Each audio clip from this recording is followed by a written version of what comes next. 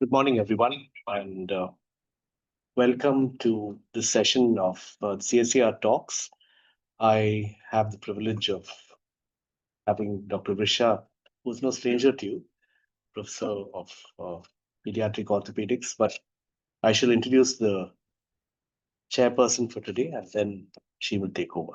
So I have the honor and privilege of introducing my colleague, Professor Kripacharian, who's a professor in endocrinology in our department at CMC Vellore. Kripa has published extensively in the area of osteoporosis and has also won the recent American Society of Bone Mineral Research Young Investigator Award. So over to you, Kripa, for the rest of the morning. Thank you.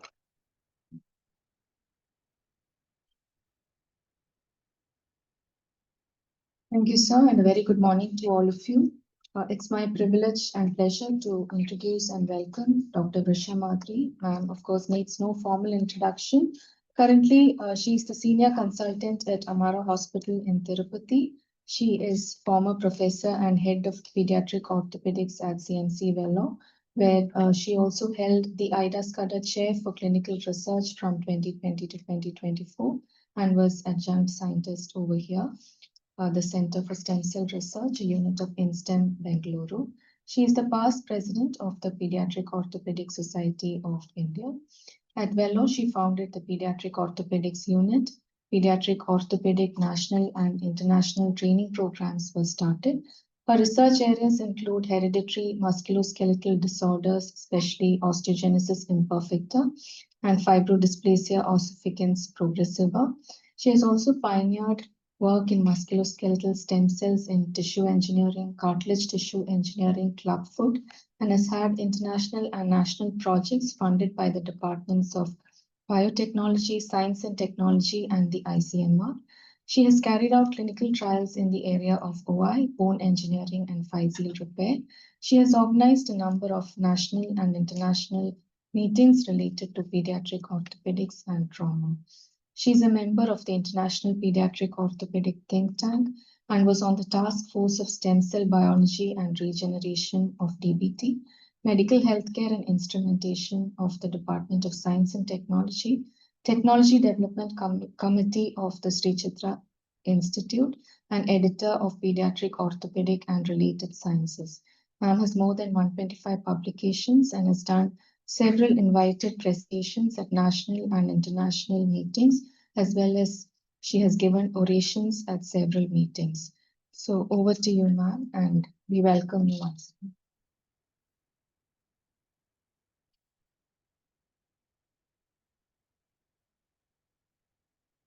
Good morning, everybody.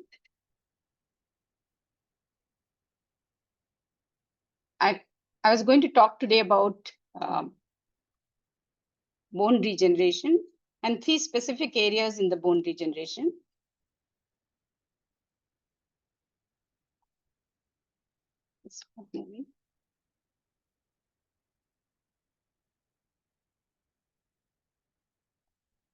It's not moving, sorry.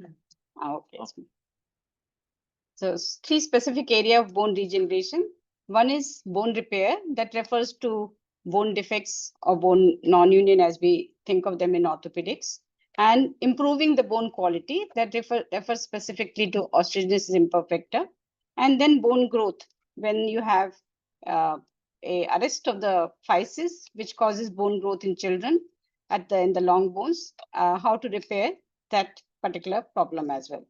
So I'm just going to give you a few examples of the conditions that we deal with and what is our approach to it when you're looking at it from the point of view of the regenerative strategies. So this is the case of congenital pseudarthrosis of tibia. Almost 50% of these pseudarthrosis are related to NF1. They have cafe-au-lait spots, scoliosis, bowed legs. The major pathology there is they have increased in osteoclastogenesis and they have poor osteogenesis. So this particular patient has had 3 previous attempts at union and overall 6 surgeries with 6 centimeter shortening. And finally, at 5 years of age, he comes looking like this with a gap there, with bone deformed, as well as very pointed bony ends with a defect. Because in addition to that, the bone is also very short. So if you look at it, you actually land up putting a lot of hardware, both inside, there's a rod inside, and hardware outside, as well as trying to lengthen this bone because it's so short that reaches almost only about half of his leg. So with a lot of hardware and a lot of perseverance and bone grafting, you're finally able to get non-union, but you're not sure whether this union will stay. Now you have to watch him till maturity because he can refracture anytime. So this is something which is a very difficult condition to treat.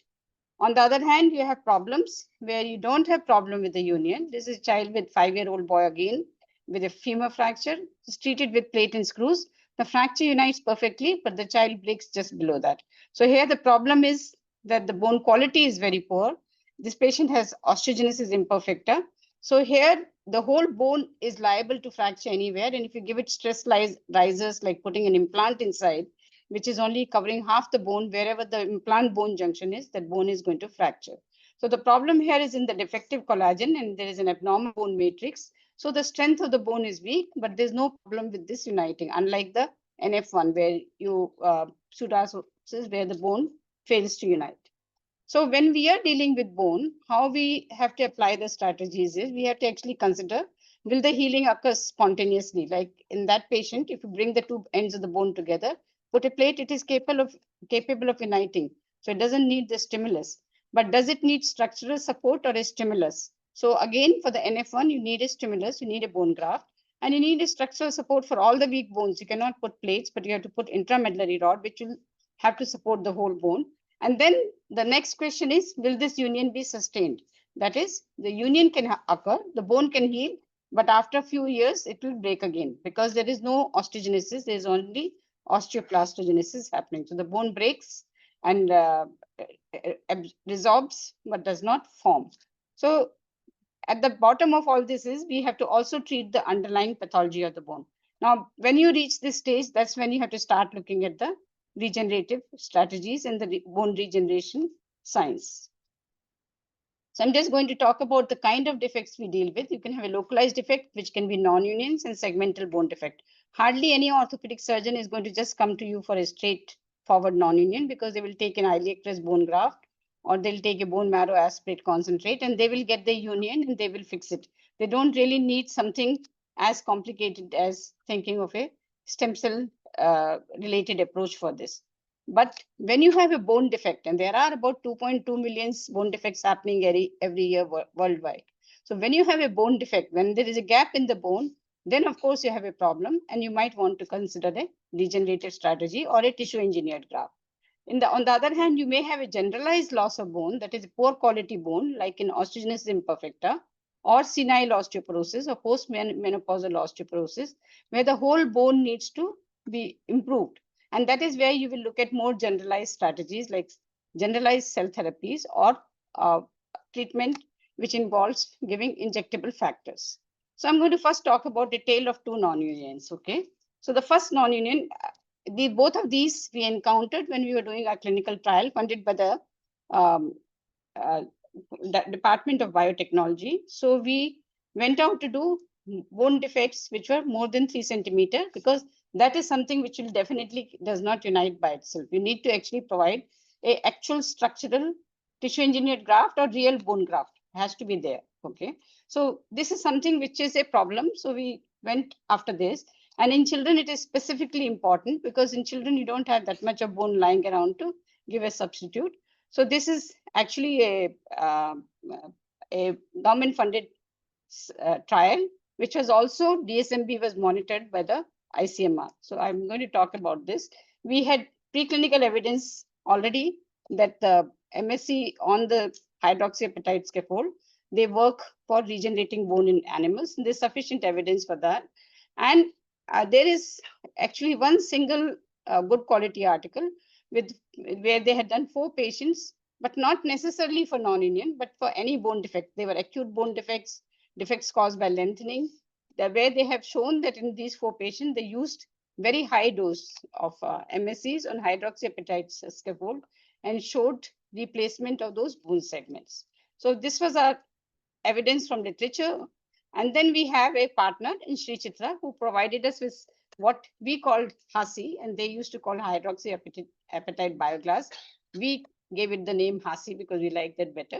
And this is a material that is made by them. It's a mixture of 3 different calcium compounds: calcium phosphate, tricalcium silicate, and hydroxyapatite. So using this particular thing, they have already generated before 2009. They had also done toxicology study on this.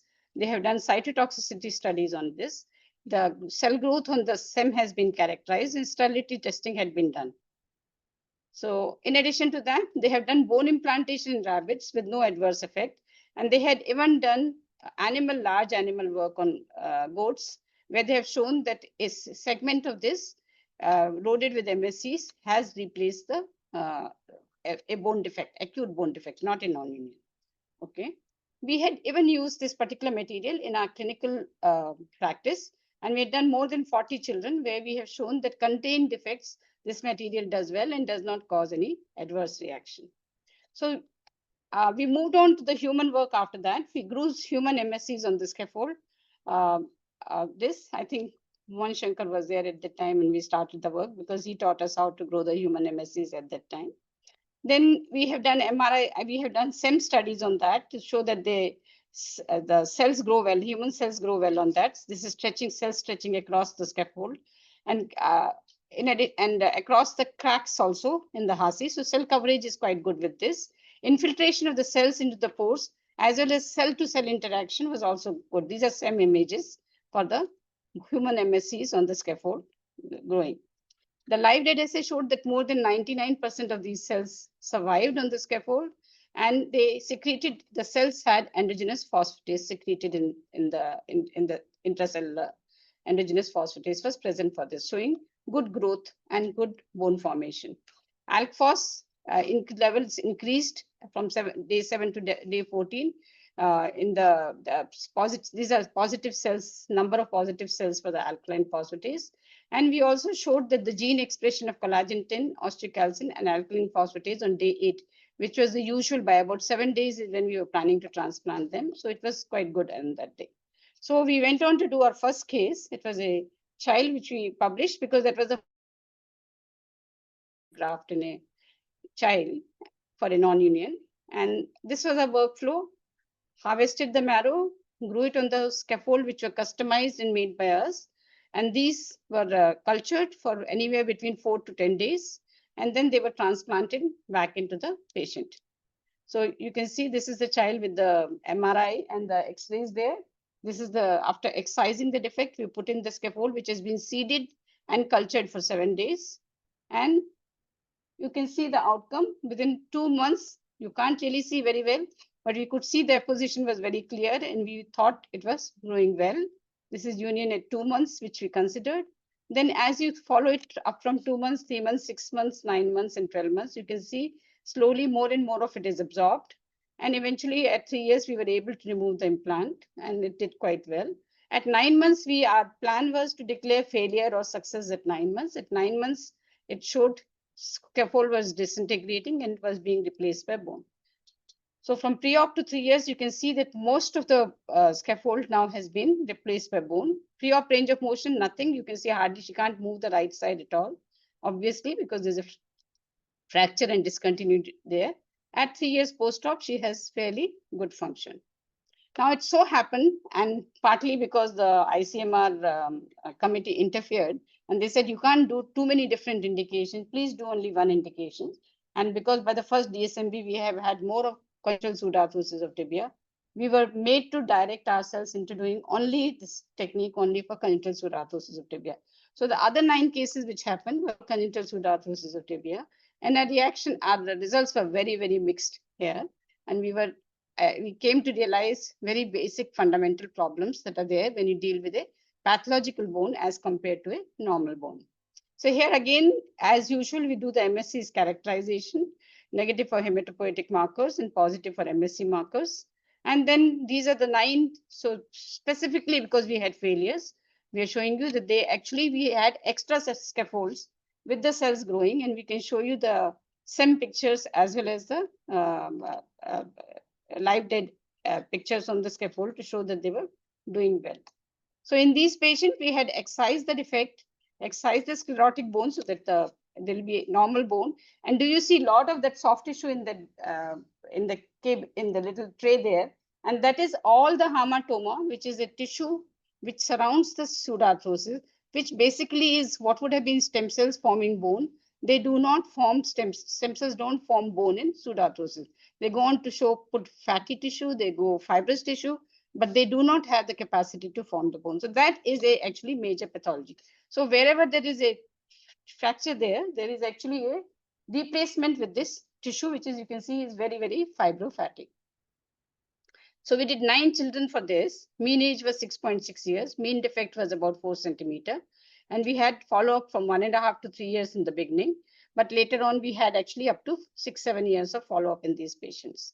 So these children, we found that those children who were under 4 years, basically they were more than 2 or more than 1 year, and one was more than 2 years. They were less than 3 years. These children had disease progression, which was happening initially 3 to 6 months. They showed a osteoblastic response. And after 6 months, the destructive process took over, and it actually went on to go above and below this area.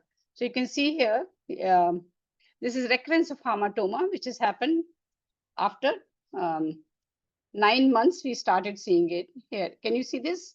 It is actually, you can see the extension, the bone above and below the scaffold is disappearing, even though the original 3 to 6 months picture looked good. It can be seen much better here. Can you see here? It is actually growing well. New bone has formed over the distal part of this bone, as well as new bone is forming over the scaffold. But still, these are the cases which failed.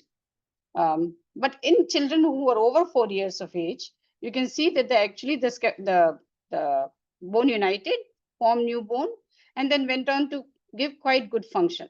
This was the same boy, 12-year-old, and shows a follow-up over a period of some time. This is another child. Again, here you can see the scaffold is infiltrated by the bone, and scaffold slowly disintegrates and is replaced by the bone. And you can see that in the CT scan, the scaffold getting replaced by the bone there. So when we compared the data with those who had undergone tibial onlay bone grafting, we found the results were similar at 2 years. At 2 years, there was not that much difference if we used a actual bone graft, structural bone graft, taking the opposite tibia and grafting it, as compared to using a tissue engineered graft, which is what we were hoping to get. But after 2 years, you start to see a change. And over the next 4 years, actually 7 out of 9 of these grafts failed. And they failed because they started to fracture. And that's what happens usually in congenital pseudarthrosis also. If you do not give them bisphosphonates, or if you are not actually watching them very carefully and intervening at appropriate times, they also tend to refracture. So the problem that lies with the bone of not being able to form new osteoblastic tissue is there. So you have an osteoclastic effect, but no osteogenesis effort. So that is what causes them to fail. And this is what we understood at the end of this. So the surge of osteoblastic activity from the differentiated MSCs we noted was present for up to about 6 months. So initially there was hypertrophy, both the tibia around as well as over the graft, there was evidence of bone, but after that the bone disappeared. And in infection case that you saw first, you saw how the host was able to take over the osteoblastic niche, and even after 6 months, replacement of the scaffold with the bone continued, but it did not happen in these patients. And the periosteal cells in the hamartoma have been known to have a decreased osteoblastic response, even to BMP2, which is a very powerful osteogenic stimulator. And it's been shown that you have to give bisphosphonates with BMP together to get a better outcome. And we have shown that CPT MSCs, a study which we have published already, have a much higher proliferation than bone marrow MSCs. So proliferation rates are high, but the osteoblastic lineage differentiation is very, very low. And bisphosphonate, though it may prevent bone breakdown, it does not help with it does not create enough of a stimulus for the bone formation. And they highlight that it most likely is due to increased beta-catenin levels, which causes this poor osteogenic differentiation. So in the tissue, there is an increased beta-catenin level.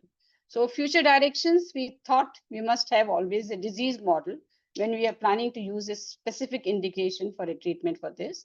If it wasn't for the fact that we had 9 of these cases, some of them very young, we may not have picked up this problem otherwise. and use the granular scaffold, because very large scaffold, if they're not getting replaced, they tend to break down into smaller ones.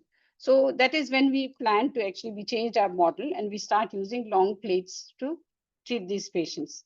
Then biomolecules may be better, especially when you want to attract the native MSCs. And we thought about using alternative source of MSC, especially iPSC-derived MSCs for these patients. Now coming to the second problem, which we talked about, which is the generalized osteoporosis fractures, decreased bone mass.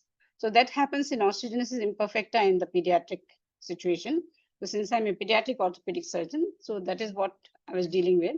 And we were seeing these children, and we saw that despite our doing everything, even giving bisphosphonates and all that, there were a subset of children whom we could not improve. We could not get them to grow well. We could not get them to walk. And they were actually, and some of the, especially the recessive OI, as the time progressed, they became worse and worse. So this was a stimulus for going and seeing what we can do for the osteogenesis imperfecta. At that time, around 2004, there was an article by Cecilia Goethe-Storm, who later on became our partner for this particular project. And she showed that if she prenatally gave them fetal-derived MSCs, injected them, she found that is they gave around 34 weeks or something. They found that the outcome was very, very good, with about 7% of transplantation happening. So this was something which, and Horwitz, who also came for our meeting here, he showed that if you give bone marrow MSCs, they will have a transient anabolic effect both on growth as well as on the bone metabolism. So these two were our reasons for considering this particular strategy. So why we should use fetal MSCs is because they are much more osteogenic, they last longer. Fetal for young is much more better, and their osteogenic potential is very, very much higher, and the ability to keep on dividing for a very long time is very much higher. They have a much lower immune response, so they don't get rejected. The engraftment rate, especially when given prenatally, is very, very good. So we thought that this was something which we could consider, because it was possible for us to do it. Fetal MSCs are easier to get multiplied than compared to the adult MSCs, because you can go on for more than 10 passages, quite okay. With this in mind, there were a few changes we made. We wanted to give the multiple doses of MSCs, because we find, according to Horowitz study, you saw that effect is for 6 months. So we thought every 4 months, if we give a booster dose, we will get we will just get a exponential effect rather than just a little increase. And once you have good quality bone, we could build on that. So that was one thing that we said, multiple doses. Then our second change that we made was that we could not give it prenatally. We tried to work out that strategy, but we realized that we'll never be able to do it. Even at 30 weeks, 34 weeks, if anybody diagnosed an OI child, it'll be aborted in India. Very few people will carry it to term. So this strategy was not going to work for us. So we thought we'll give postnatally. How do we overcome the cells being filtered out in the lungs? We thought we'll give it directly into the bone. So that was our second strategy. Thirdly, instead of using children who were less than 1 year old, which is what European group was wanting to do, we chose children over 1 year old, because none of our children are actually ready for transplant that early. So we selected a very severe type of disease, which is COL1A1 or A2 with glycine substitution, which is one of the most severe types. And we chose type 3 or type 4 phenotype and for transplantation. So for equal number, we thought equal number of, we will have historical control. So that means the same time patients who have been treated, who have not undergone transplantation, but have undergone similar other treatment like bisphosphonates and other follow-ups. So our objective was intravenous dose, 3 into 10 raised to 6. That is what they give. And intraosseous dose, which we calculated based on our previous project we did, where we used the tissue engineered scaffold. So we calculated for the whole bone and gave. Okay, so 4 doses, 4 months, and over a 12-month period, and follow the patient up to 16 months. Our endpoints was primary, seriousness, severity, frequency, and treatment-related AE. Okay, so this was our intraosseous injection of MSC done by Dr. Sham in radiology department. So you can see we show spots. There's a lot of, it looks simple that you just put the needle in and it should be okay, but there is a lot of technicality to it, which we have described in our protocol, which has been published. So 3 patients underwent the treatment. The COVID came, and with various issues arising, they were not able to ship us during the project period. They were not able to ship us more cells. So we were able to do it for 3 patients. And the cells for all these 3 patients came from a single donor. And so safety and tolerance was quite safe, tolerated well, with absolutely no post-op side effects for these patients. So assessing the other things like fracture frequency and all, I will now come to that. So we found that height and weight, this is our first child, actually started to grow in the next 16 months. This patient started to grow exponential. So you can see the dots on the height chart there. You can see quite nicely it is. And actually going from 5th percent, between 5 to 10 percentile, he goes to above 50th percentile. Weight increases almost to the 97th percentile. So very good outcome on this. And then if you look at the increase in growth of long bones, this is a huge tibia length increase from 15 to 22, that is 7 centimeter. And the femur length was in a 16-month period, we're going from 18 to 26. This is huge increase, especially for an OI child. And total of about 6 inches of length gain in the lower limb in 16 months period from the time we gave the injection. And similar improvement in the bone mineral density from the first MSc infusion. It went on to be actually doing quite well. That is for the forearm, femur, and for the trunk, it was increases 19%, about 19% and 25%. So 2.5 year, our first patient, lumbar bone density increased the score to 1.5, and femur bone density increased from -2.4 to 0.2. So this is the child. The elder sister was affected with a milder phenotype. Now actually the elder sister, who should be improving more, is become the worst phenotype. She's fractured and she's been nailed in all 4 bones. The boy has not been nailed. He was worst phenotype, was a did not speak, was very scared to sit up and walk, and was fracturing very, very easily at the easiest thing. And now you can see that this is her at 16. You cannot expect this kind of outcome in a type 3 or type 4 OI. They don't play. So our patient fracture frequency for the patient 1 at baseline fractures were 2 per year. After the initiation of MSc, fractures came down to 0.5. That is just 1 fracture he had, and no fracture after that. Patient 2, baseline was 17 fractures per year. After initiation of MSc treatment, he had 3 fractures, and now he's about 4 years down the line, 4 or maybe even 5. He had 3 subsequent fractures, mainly because his humerus and the tibia was very, very deformed. So the 2 humerus and 1 tibia fractured because of the very severe deformity. But from 17, he has total now had 6 fractures after that, and very much improved. So recently I nailed, because we had not nailed him, so we actually put nails for him. And the third child had 1 fracture in the year before, no fracture subsequently. And this particular child, they're very religious people from Kerala, and they said the child has been cured by God's grace, and they refused to actually take any treatment for the last 3 years. So now she has a small stress fracture to build on the crack on the anterior cortex, not a complete fracture, not a posterior cortex. So I had convinced them to go back and at least take famidonate. So these are the growth charts, patient 1, 2, and 3, and percentage increase from baseline for both height and weight. So the first child grew very well, but the second and third showed only very marginal improvement in the growth, not such severe improvement. But the bone quality in both of these children also improved. So the second child, who was actually fracturing 17 times, we had to put nails for him, but the other children did not undergo any nailing. But remember, in OI, almost all children get nailed by about 3 or 4 years if you have to stop them from fracturing. Otherwise, they keep fracturing. So this is the bone density, bone mineral density for these children improved. An improvement in the quality of life, where you see a lowered quality of life, is because at that time at the time of assessment, they were having a fracture at that time. So subsequent to that, we had gone on to we got a IRB at the insistence of DBT for fetal to develop our own fetal liver derived MSCs, because we didn't think we were going to get it from them. So we developed 5 batches of fetal liver derived MSCs, and these have been subsequently used to establish the protocol. We have used exosomes. You would have heard Ashish several times talking to you about how it helps with senile osteoporosis. Not senile, sorry, postmenopausal, post-ovarectomized rats osteoporosis with huge improvement. And we have also developed IMSCs from this fetal liver derived MSC and shown that they have far better bone forming capacity, far better proliferative capacity, and a much longer time before senescence.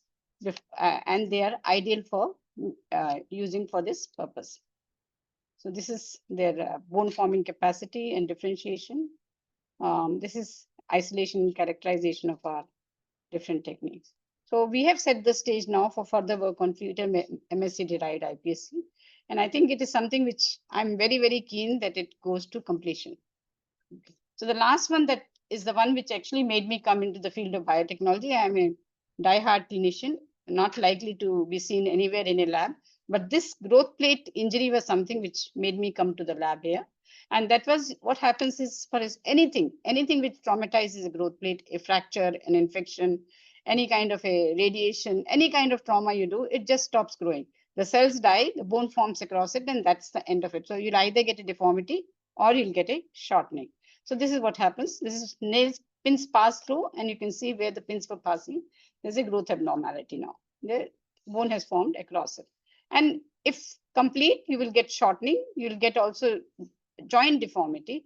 And if partial, you will get an angular deformity. So surgical options for this are very destructive. You go and fuse the other side. If it is it's like in one half of the physis, you fuse the other half of the physis. If it's in one limb not growing, you go and fuse the other limb and stop the other limb from growing. Not treat this, but stop the other limb from growing. If a patient is willing to spend 1 or 2 years of their life in big frames and hopping around and not going to school, yes, then you can do limb lengthening of the affected limb also. All are not very, very acceptable outcomes. So sometimes you can dissect, especially if the physeal defect is less than 30%, you can dissect under specific conditions. And if the bar type is very favorable, and you use a interposition material like bone cement or cranioplast, and you can repair this growth plate. This is what you do here. In that area, you excise the defect and you replace it with a interposition material, like creating a non-union in the physis so that the surrounding physis can grow. So this is how it is done. So you remove the area of defect which is not growing, put in a bit of cement so that that area is excluded from the part of growth and the rest of the bone can grow. So this is the treatment. Usually there are problems with this treatment, and the problems will be, so this can grow, and in a selected case, it can give you good outcome. Most bars will not be amenable to this surgery. Bar size has to be small, and you can get a fracture through cement and it spontaneously stops growing. And majority anyway will require reconstructive surgery for this kind of a problem. So this was the problem that we came with, and how do we treat it? So I read somewhere that if you use, that's been shown in rabbits, that if you took chondrocytes from their joint or something, you grew them outside, you got a big bolus of chondrocytes with you, you put it in the area of defect where there is a traumatized thing, and you can make it grow. So I thought, fantastic, this is exactly what I need to do. Unfortunately, I don't have animals to test it on. I don't know how to grow a chondrocyte, nothing. So we were supported by people from Singapore and Dr. Satya from physiology, with whose help we started the chondrocyte culture. And then wrote up this project to the DBT, and they gave us the money. Surprisingly, first project, no issues. The state of getting this large animal facility is on me. So with a lot of struggles and a lot of arguments and pushing the administration, we managed to get the large animal facility. And that I hope doesn't close. I hope somebody continues to use it after now, because I think now it is not being used. So anyway, that was the one that we used. We made some changes to what we had heard in the literature. We used the iliac crest physis rather than use the joint. And the reason for that is iliac crest physis is the last one to fuse. So we thought if any cells have got potential growth left to the last, that will be the iliac crest. We used autologous, and they were using allogenic. The differentiated cells don't do well allogenic, so we did not want to use that. And we used chondrocytes, even though many of the studies showed MSCs, because the best phenotype for cartilage is from chondrocyte. MSCs does not give the best phenotype. So we did a standardized defect on the medial proximal tibial physis, used the cells harvested from iliac crest. We grew them as culture, as a monolayer. This is the kind of defect you made. So 3 weeks later, first we'll make the defect, then 3 weeks later, we'll go excise the defect, and then we will put the the bolus of cells, which would have grown to a nice little pellet and put that inside. So if you only make the defect and don't do anything, you can see there's a shortening and there's a varus. But if you put the pellet here, this is showed very nicely. Put the pellet, you get no shortening and you get in fact slight valgus because there's little overgrowth rather than undergrowth. Histology for those who had only defect created, you can see the bone is bridging the physis, which is blue in color. And for those who had undergone transplant, you can see a nice physis being reconstructed by the transplant. At 3 months, we had an animal who died at 3 months, so we got to know what was happening. At 3 months, you can actually see that the physis is formed and is starting to ossify above and below that area. So this endochondral ossification is being done by this physis. Following this proof, we went and did a pilot study in 5 children with all sorts of formalities, CTRIs, and all sorts of stuff. And we published our protocol on how to preserve these cells, how to grow these cells, and then how to very accurately map our defect size so that we can see what is the defect size that we're using. And then we went on to we said since 30% is the borderline value above which you should not do the classical surgery. So we chose 30% as the size above which only we will do the surgery. So we'll not do anybody, because since it was a pilot study, we will not do anybody who could be treated in any other way. So this child had 3 physes, 2 femur and tibia and 1 tibia with actually deformity. You can see the deformity here and the shortening here. And this went on to correct completely, and he did actually very well.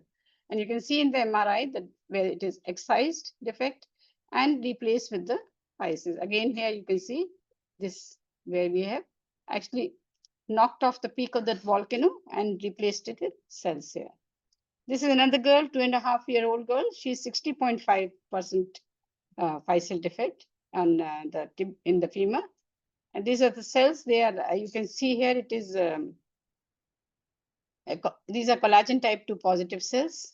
And here you can see at 1.5 years and that at 2.5 years, we got 2 MRIs on this. The physis is still surviving. And before and 3 years after surgery, you can see it has, you can see actually you are supposed to be able to grow. You're not supposed to be able to make up, but this child has made up 2 centimeters of the growth as well. So then we went on, funded by ICMR, to go on to do a larger study. We were planning to do 15. Unfortunately, COVID came, so we were able to finish 8 only. And for these 8 things, again, standardization of col1 negative. Say the blue color is col1 negative, and here col2 positive. The brown color is col2 positive. And these are the different patients. You can see here is a physeal bar on the CT, MRI, and here bar, and here bar. Okay, and all replaced with the chondrocyte pellet. This is defect excise and chondrocyte pellet put, and then it grows. This is how you can see actually how this pellet is slowly, it gets, as time goes on, it takes on the gray area of the cartilage, of the physeal cartilage. And this is corrected child. Another one, similar one, X-rays, CTs, MRI, and again transplant. This is the defect. You see initially the defect with the chondrocyte seems to go larger and then starts to undergo endochondral ossification. So this is post-op up to 20 months, seen at X-ray, at 20 months CT and an MRI. And the correction after 1 year of 8 months, you can see actually the limb is actually grown longer. So we had a problem, and the problem was that these tend to actually unite after some time. So same problem that we said that happens, that after some time the growth will stop. So we thought we should maintain the cartilage phenotype. So with maintaining the cartilage phenotype means we need a scaffold, so the chondrocytes can maintain the phenotype. Where we tried this gel called chitosan hyaluronic dialdehyde obtained from Dr. Prabha Nair in Sri Chitra. We grew it on this, the cells on this. We went on to do something similar that we did last time, except that this time, since a lot of questions were asked, are you sure it is not self-repair and your cells only are doing the repair? We labeled some of the chondrocytes in the last patient and tracked. So you can see here, this was our transplant, and now we can prove it that this was our transplant by our labeled cells. So this is the DAPI transplanted cells which are labeled, and you can DAPI and merged images for DAPI and Alexa. So this is our transplanted cells that you can see there. So 4 goats we did, and we were able to show very definitely that the strategy works well. And fascial repair at 6 months in goat model, these did well. This has been published, I think, about a year or so ago, this one. And we can use this strategy. Now that we can use the scaffold, we need actually to use very few cells. When we use very few cells, do we actually have to grow the chondrocytes? That was the question we asked. Because no orthopedic surgeon wants to harvest the cells and then wait for 3 weeks. No, the patient wants to go back and it's too complicated in surgery and nobody wants to do it. And not everywhere it can be done. You have to be within reach of CMC or some higher institute where they'll be able to do the cultures and provide the cells. So we said that we want a point of care device. We want to be able to harvest the cartilage, convert it into chondrocytes, and put it back and give it to the patient then and there. We want everything done in one sitting. With this aim in mind, we started trying to isolate live cells from the cartilage without destroying them. This was the last project which came in 2022 and which actually Susan has finished finally. I started the project.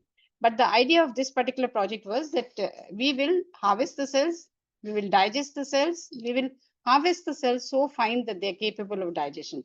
So that is, we mince them, and to mince it outside is very difficult because cartilage is very slippery. So we developed these devices which will actually cut them in the correct shape while the cartilage is still on the patient. Then we'll digest them outside. We want it to return within 1 hour and then transplant, put it into this gel and transplant it back.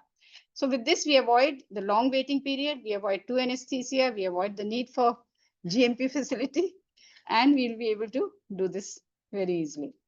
So this was a device that we created. Magesh from, he's now working in the bioengineering.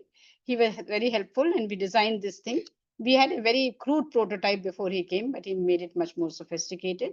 So we create a grid on the in the area from where we are harvesting. And then we have a shaving device, which actually just keeps shaving this grid from the top.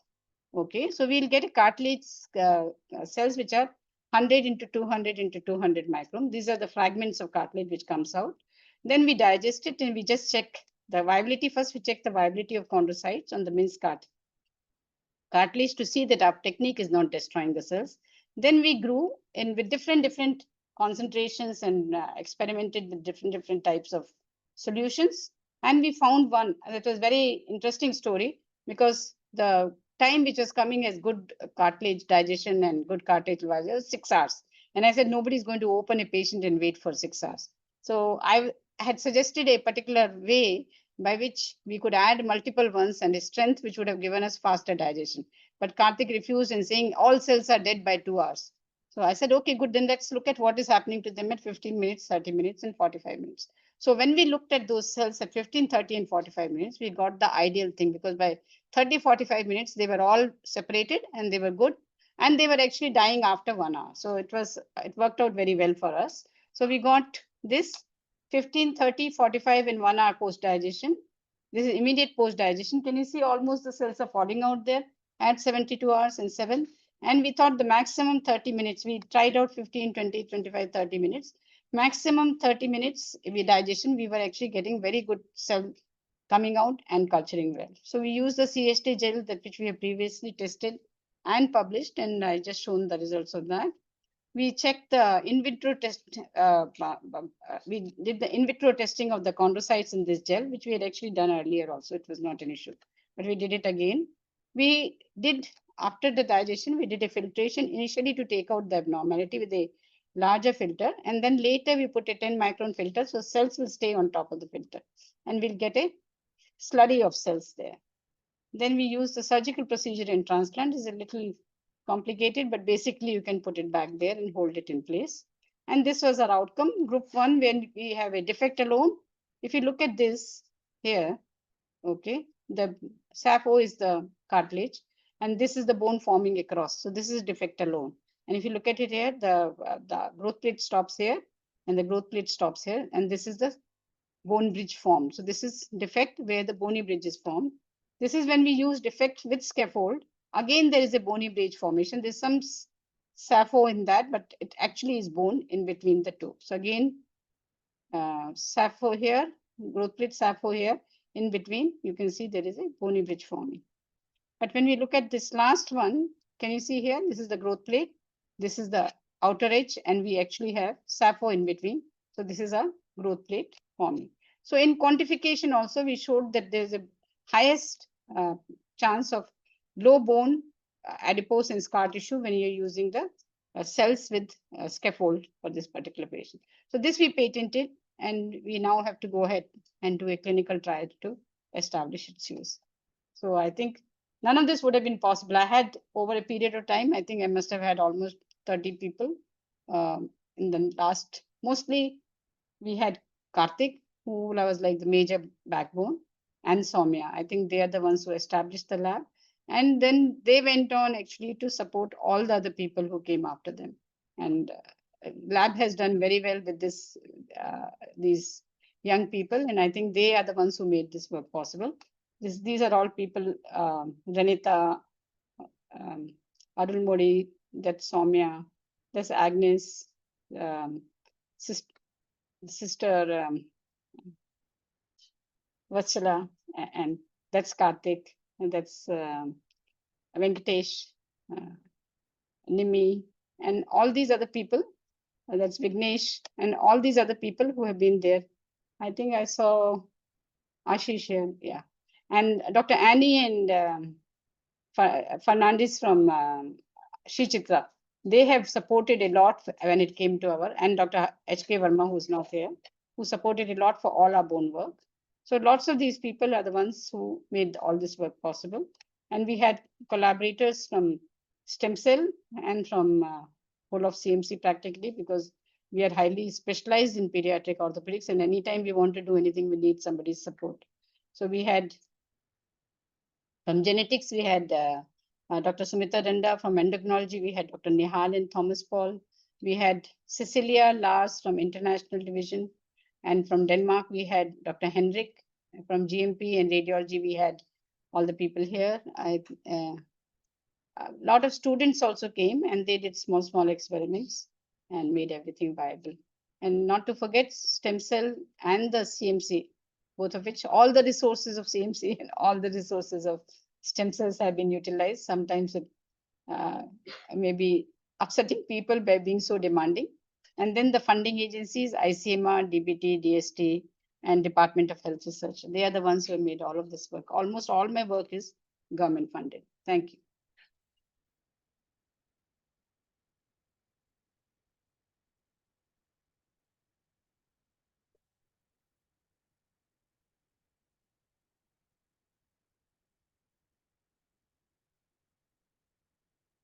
Audience can unmute on their own and they can ask the question.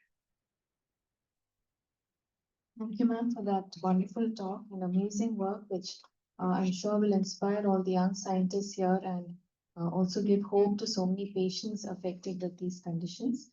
Now the floor is open for any questions, comments.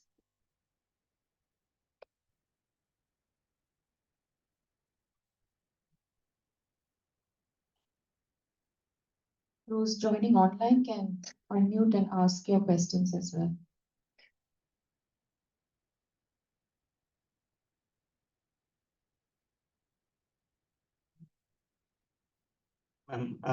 It's a great work and I mean, very inspiring for all of us.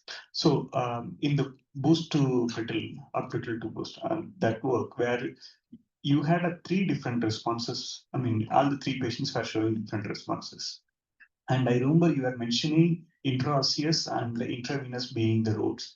Is it based on the route of administration, intraosseous being better, and that's why they had a good response? How is that now?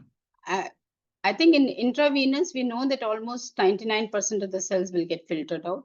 We also know that the implantation rate of these cells is very, very low, 0.003% or something like that. So definitely with intraosseous, we are totally bypassing the lung circulation. So we have got a much higher chance of implantation. That's why we feel, because in the studies done by others, the results have been transient when they're using intravenous, and some patients do not respond at all. So as far as our primary aim was concerned, that is quality of life and low fractures, the results have been good for all of them. Just the phenotype is different. So 2 children have hardly fractured at all. And 1 child who's fractured is the one who was having 17 fractures year and who had actually so many deformities that every time we would give him an injection, we could see that he will try to, by the time 3 months come, he would be wanting to stand up and walk. And then one of his very, very deformed bone, he will fall down and he'll break that. So I think it's how much pre-existing deformity was there that affected some of our outcome in that particular way. But overall, fracture rates is a fraction of, even for that patient, of what it was before. He doesn't fracture anymore. He goes to school, which you would not see in a child who has 17 fractures here. The difference in the tree is in the somatic growth, in the height growth. That is one which is different. And I think this must be very much related to the phenotype. In some patients, the phenotype is such that they responded very positively. Or maybe the child would have hit his growth spurt anyway, I do not know. But this change from 5%, they usually, in children, for the growth in OI, actually you keep on falling off the curve. You don't go up on the curve. So these children did not fall off the curve. The best that other people have shown with the, even with the intrauterine injection is that they maintain the curve. But we have actually shown the child jumping the curve. But nobody fell off the curve in any of these. And how do you decide the dose for those? So we actually had done the study on the tissue engineered graft. And that dose we had calculated. We just actually measured the volume of the whole bone.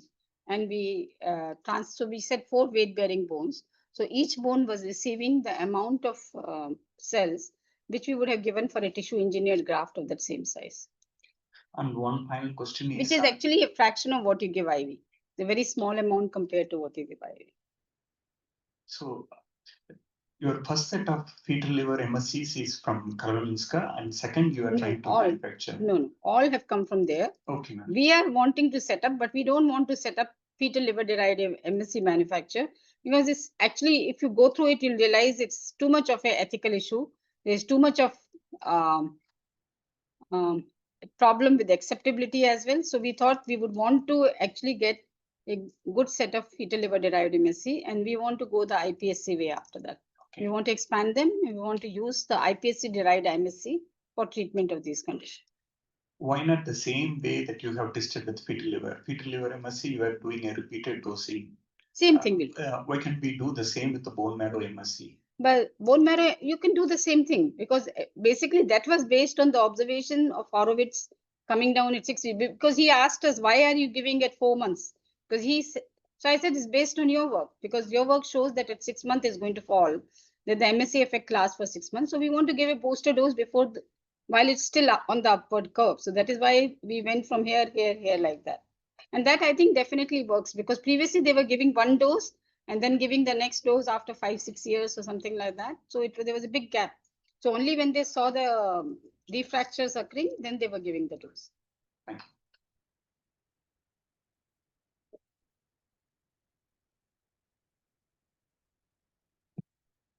So it's a great talk, ma'am. So you have mentioned that fetal liver MSC has a superior outcome, right? So the alternative approach is you are making MSCs from iPSCs. So usually when you make any cells from iPSCs, it always reflects the primitive cell phenotypes. For example, others and studies have observed that when you make erythroid cells from the iPSC, it expresses fetal or embryonic globin genes more than adult. So in your work, do you see the same observation that MSC derived from iPSCs has same characteristics of fetal liver? That will be great for fetal. I didn't go into this because Ashish's whole thesis was on that, and he just presented it 2-3 months ago. So that's why I just avoided that whole thing and made my talk a little smaller. But yes, the fetal liver derived MSCs were as good as bone marrow MSCs, superior in terms of bone formation. And they were better at proliferative capacity, and they had less immune reaction compared to the bone marrow MSC. And they were actually more bone forming than the other form of iPSC, which we got a fibroblastic iPSC, and I think we got a hematopoietic iPSC also.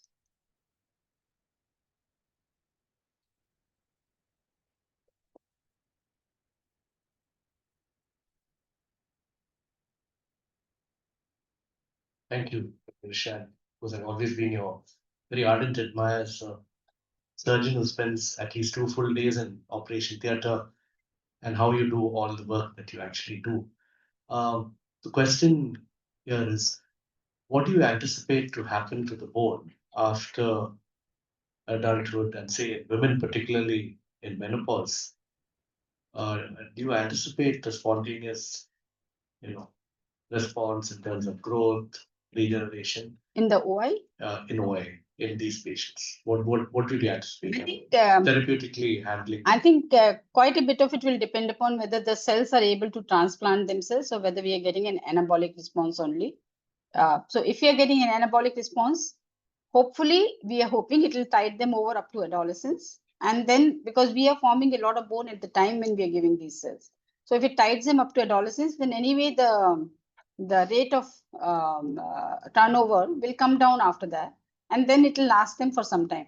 But I'm not ruling out giving repeated dosages to these patients. They have no immune reaction. I did not show the immune study, but we have done a set of immune studies with this, with Dr. Dolly doing that. And we were seeing absolutely no antibodies to any of these components. There's nothing, no HLA1, no HLA2, nothing was there. And so they had less immunogenic. So I think we can repeat that. Probably an unrelated question. By and large, far more common than what you're saying in terms of these genetic disorders is postmenopausal osteoporosis. And of course, now we have a whole armamentarium of various medications which can be used, but none which can be said to be perfectly, in terms of their effect, long-term good.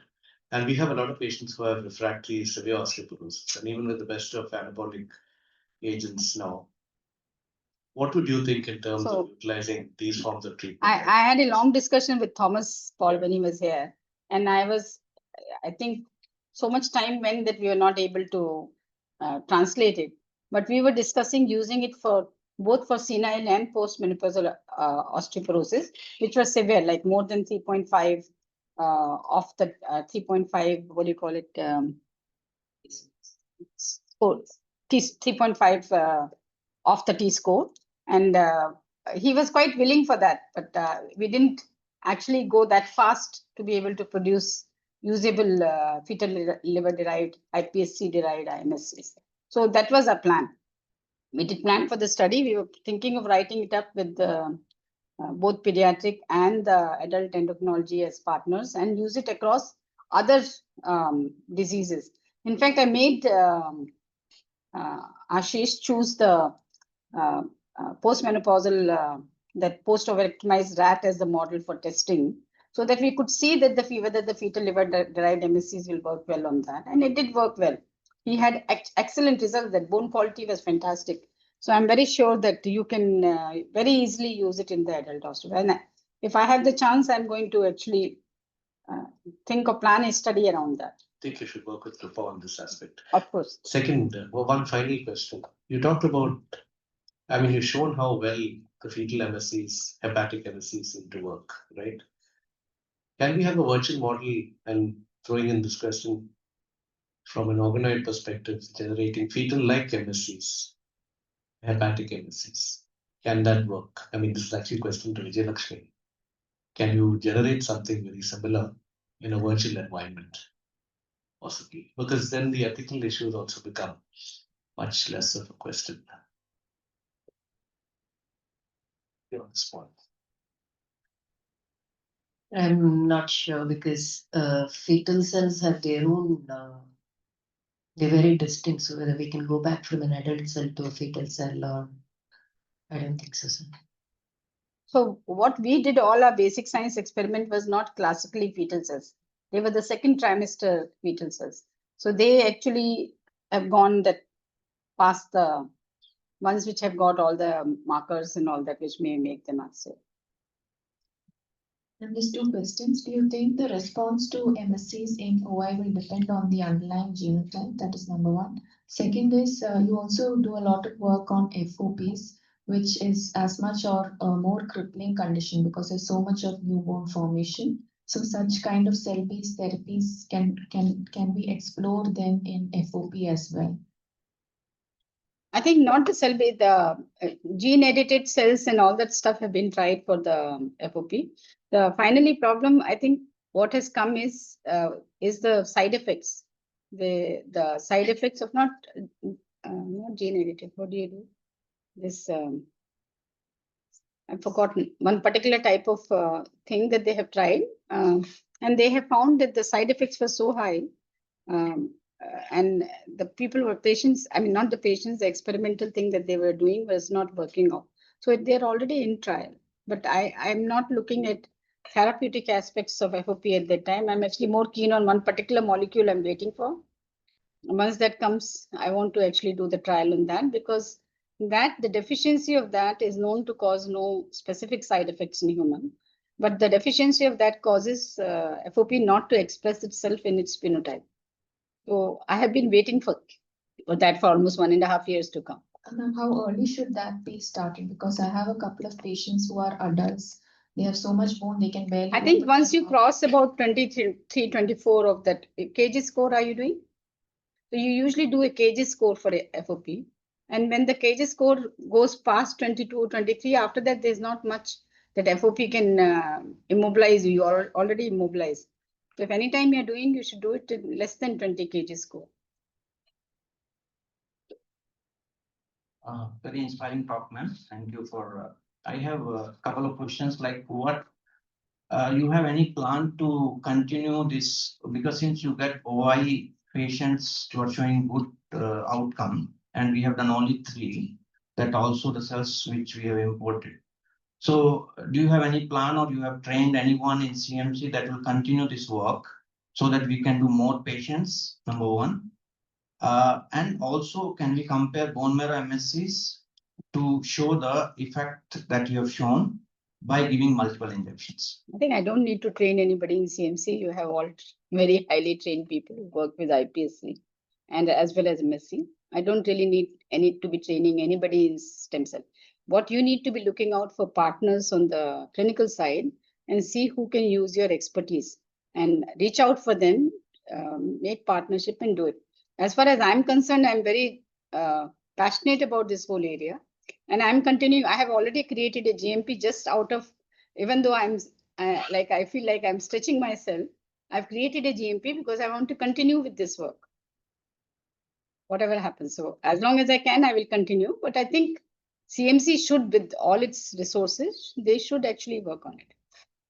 What do you think about the bone marrow MSCs rather than going through a?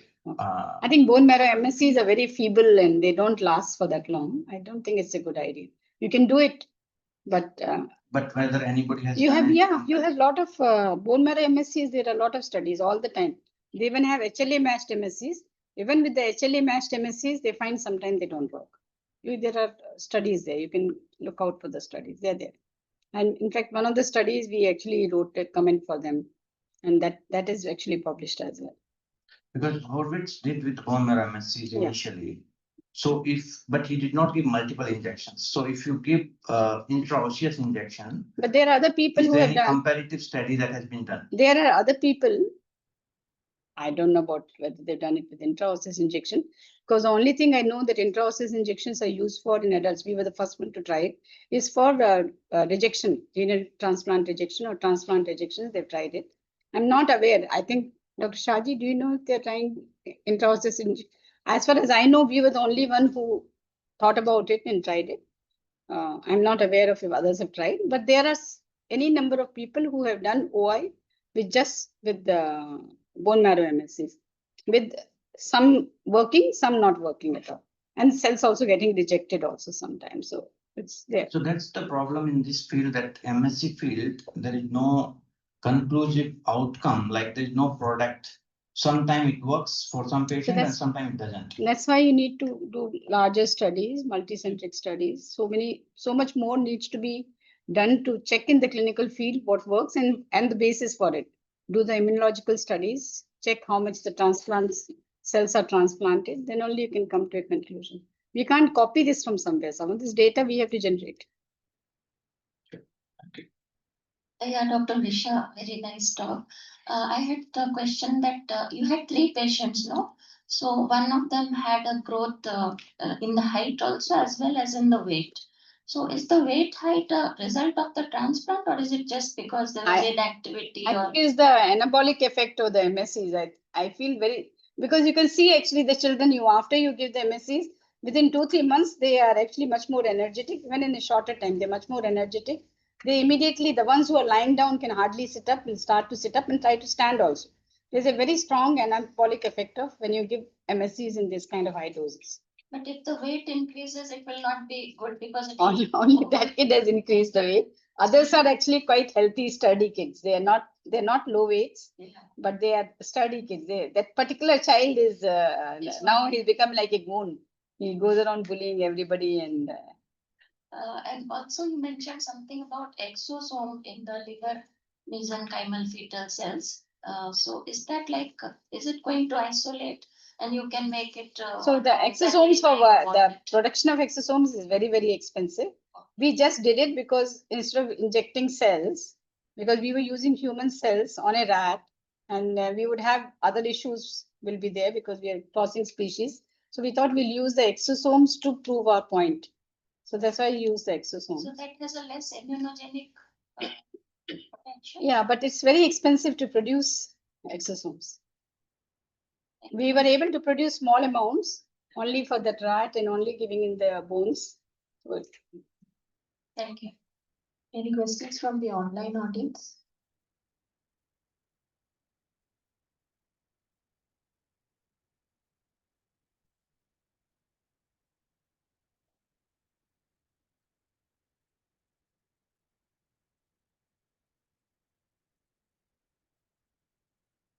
Hi, ma'am. So I have 2 questions. So you're using this hydroxyapatite scaffold and you're using quite a high dose of MSCs, this fetal derived MSCs. So in your data, you're showing that. No, for scaffold, we didn't use fetal derived MS. That's regular bone marrow MS. So within 2 years, the scaffold is dissolving, basically. It depends. So scaffold usually by 2 or 3 years it disappears, it disintegrates, starts to disappear. So the MSC that you infused, did you detect after 2 or 3 years? We didn't infuse. So I'll tell you how it is done. You take the scaffold, you get your MSCs, you actually with a small dropper, you drop the MSC little by little on scaffold so that it fixes on the scaffold. We allow it to incubate for some time and then you put it in the culture media. So then the MSCs multiply on the scaffold. After the MSCs have multiplied on the scaffold, you let them grow for a few days. Minimum was 4 days in our study because we know that by that time they are established and they are differentiating into osteoblasts. Because our plan was to start differentiating them into osteoblasts before transplant. Then you put them inside. When you just have MSCs, I'm not 100% sure that all MSCs will differentiate into osteoblasts inside the body. So we were very keen to direct them in the osteoblastic lineage before putting them inside. But I think you can do the other way, but I'm not 100% sure it will work. Dr. Annie, who had done quite a bit of the preclinical work on this, told me that and this must have been her experience, that when they just put the MSC directly, it may not work. So she felt that if you put them into osteoblastic lineage, it will work better. So that's why I didn't even attempt to go there and try out doing studies with the MSCs I didn't do the animal work for that. And animal work was done by Dr. Annie Institute. So all the MSCs that you're putting, everything is osteoblast. Yeah, we directed them into the lineage before putting them inside. Is there any chance we can find some dormant MSCs even after 2 years? Not on that. I doubt it. And these are autologous. How will you differentiate which one is yours and which one is not yours? Yeah. You won't know which one is transplanted unless you label. When you label cells, they become little sick. I don't like labeling cells to prove a point is okay, but otherwise they become little sick when you label the cells. One more thing. So this is for healing the fracture, but the patient, because the underlying cause is still there, so the patient can get the fracture again at the same location. Usually, when a fracture heals, especially in the long bone, they will not fracture at the same location. Only time when they fail at the same location is when you're dealing with congenital pseudarthrosis of tibia. Because there, the failure occurs where the remodeling is highest, because always in a CPT, when you're remodeling, because they're NF1, the rate of destruction is always higher than the rate of formation. So that is where you have to be worried. So that's why for them to heal, a osteoblastic stimulus is absolutely essential. They will not heal, not unlike the OI, which will just heal anywhere. You just put it together and put a plaster, it will heal. You put a nail, don't put any bone graft in a non-union, it will also heal. We never put bone graft for OI. They always heal. Whereas CPT will never heal unless you give a osteoblastic stimulus. After healing, they can get a fracture again. After healing, not immediately, after till about 6 months, even otherwise we notice clinically also they're okay. After about 1 year or something, by 2 years, many of them will start to fracture again. After 1 year, usually, they start slowly, it will get thinner and thinner, the bone will become attenuated and then they will refracture. Is there any way to reverse you were talking about in OI case, that glycine mutation? If we reverse the mutation in I think MSCs, we'll have to ask our Dr. Saravana or Dr. Mohan if they're there. in case of bones, I'm asking, so we can reverse the mutation. What I'm asking is, Sure, but in I think MSCs. it's not a question you should direct at me. We should direct at them. We have approached them in the past. I think they will know the solutions. Thank you. That's the type of OI. So very. I think the easiest one to answer your question simply is call 1A2. That's the one which you can very easily do it. But each mutation is little different, so it will have to be very, very personalized medicine. Yeah, but MSCs. This is simple method. No, you can apply it uniformly. When the mutations are like running in lakhs and thousands and lakhs, how many will you cure? It's not like a single recurrent mutation like in FOP. There almost 99% of the people will have the same mutation. They are going for solutions like this will be okay, but for these patients it will be difficult. The patients with the phenotype is severe, so after treatment also they are more prone to getting a fracture quickly. In the OI, it actually is not so much as fracture. The treatment for OI is quite often surgical, and the treatment is like putting long rods, and then the treatment is reversing the cycle of between destruction and new bone formation. You decrease the destruction, you treat them always with bisphosphonates. When you treat them with bisphosphonates, you slow down their destruction and remodeling. So the little bit of osteoblastic effort that is there will actually make up for it and the bone becomes stronger. So that is the classical treatment. This we are adding a little more osteoblastic stimulus to what would have been otherwise just working on pamidonate or bisphosphonates. Any other questions? For the one particular genotype, the variability is very much. Some may be just mild. Even for one particular genotype of gene, the phenotype can be very variable. It can be a mild, it can be moderate, it can be severe. And there are many mutations. In the same family we have seen with the same mutation, same family, 3 sisters. One is like a ball, she cannot stand and sit also. Other one is moderate with some 10-12 fractures. Third one has just had 1 fracture or 2 fractures. All have the same genetic mutation. Very different. Sometimes the parents on probing, you will get that there was a fracture and he or she is the carrier of the gene and the child is severely affected. Even prenatally, sometimes you can detect in the ultrasonography.